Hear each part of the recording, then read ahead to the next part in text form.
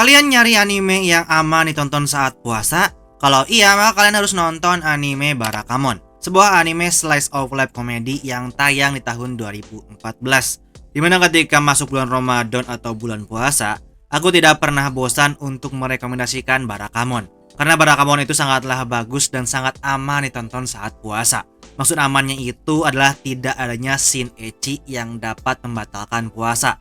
Barakamon itu isinya full komedi yang bikin sakit perut.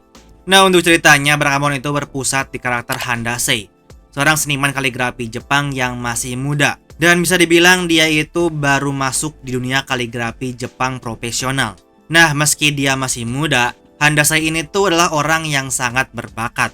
Kaligrafinya itu disukai sama banyak orang. Sampai pada suatu ketika, ada seorang veteran kaligrafi Jepang profesional yang mengkritik kaligrafi milik Handasei dengan bilang bahwa kaligrafi Handasei itu sangat tidak original. Nah, karena Handasei ini tuh cukup narsistik ya, dia itu tidak terima kritikan tersebut dan dia malah memukul veteran kaligrafi Jepang ini.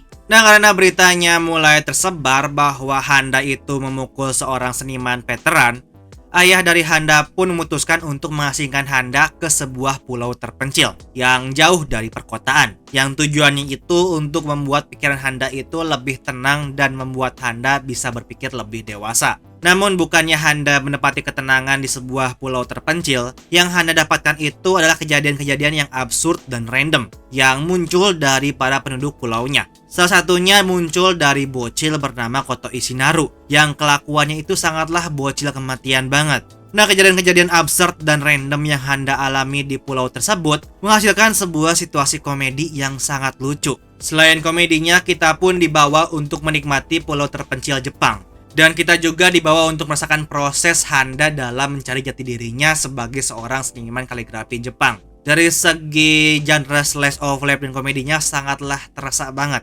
Sangatlah tebal banget genre slice of life dan komedinya itu. Nah, anime ini tuh digarap oleh studio Kinema Citrus, studio dari anime Made in Abyss, Shoujo Kageki Review Starlight, My Heavy Marriage, Tate no Yusa, Black Ballet, Nor9, Kumamiko, Tokyo Magnitude, dan lain-lain. Beberapa judul yang tadi aku sebutin ada unsur ecchinya.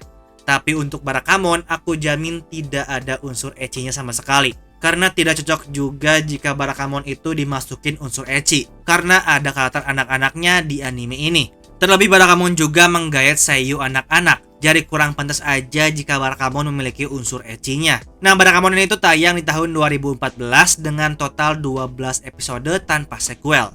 Untuk prequelnya sendiri, Barakamon itu punya satu, yaitu Handa-kun, yang rilis pada tahun 2016. Tapi saran dari saya, langsung aja nonton Barakamon, karena tipe cerita dari Handa-kun itu sangatlah berbeda dengan Barakamon.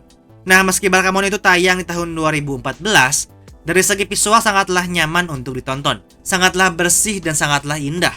Terlebih Barakamon juga sangat berhasil menggambarkan sebuah pulau terpencil Jepang yang terlihat seperti pulau tropis. Jadi kemungkinan orang Indonesia itu akan merasa nyaman melihat latar pulau dari Barakamon ini.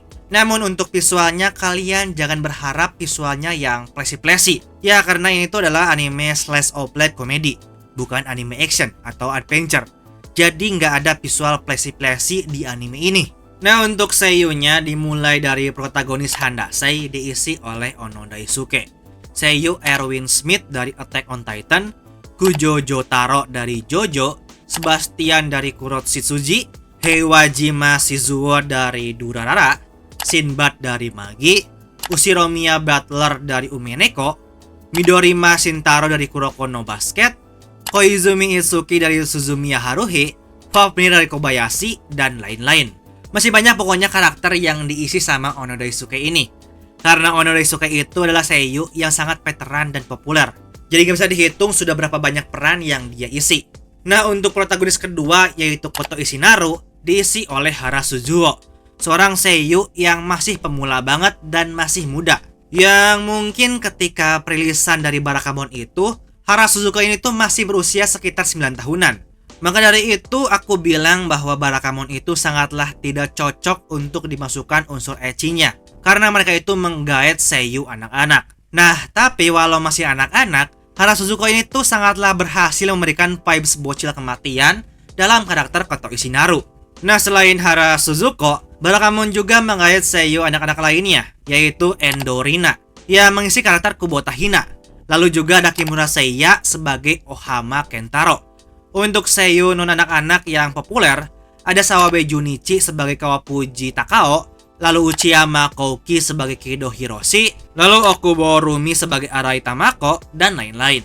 Dari segi seiyuu bisa kita tahu bahwa Barakamon itu nggak main-main. Meski cuma anime slice of life komedi, mereka itu sangat memperhatikan kualitas seiyunya dengan menggait banyak seiyuu populer. Dan juga menggait seiyuu anak-anak untuk memaksimalkan vibes anak-anak yang ada di anime Barakamon. Jadi itu dia rekomendasi anime yang cocok dan aman ditonton saat berpuasa, yaitu Barakamon.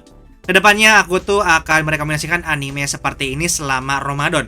Jadi pastikan untuk selalu update channel Gawai Anime buat kalian yang nyari rekomendasi anime yang cocok dan aman ditonton saat berpuasa. Jadi sampai di sini video saya kali ini.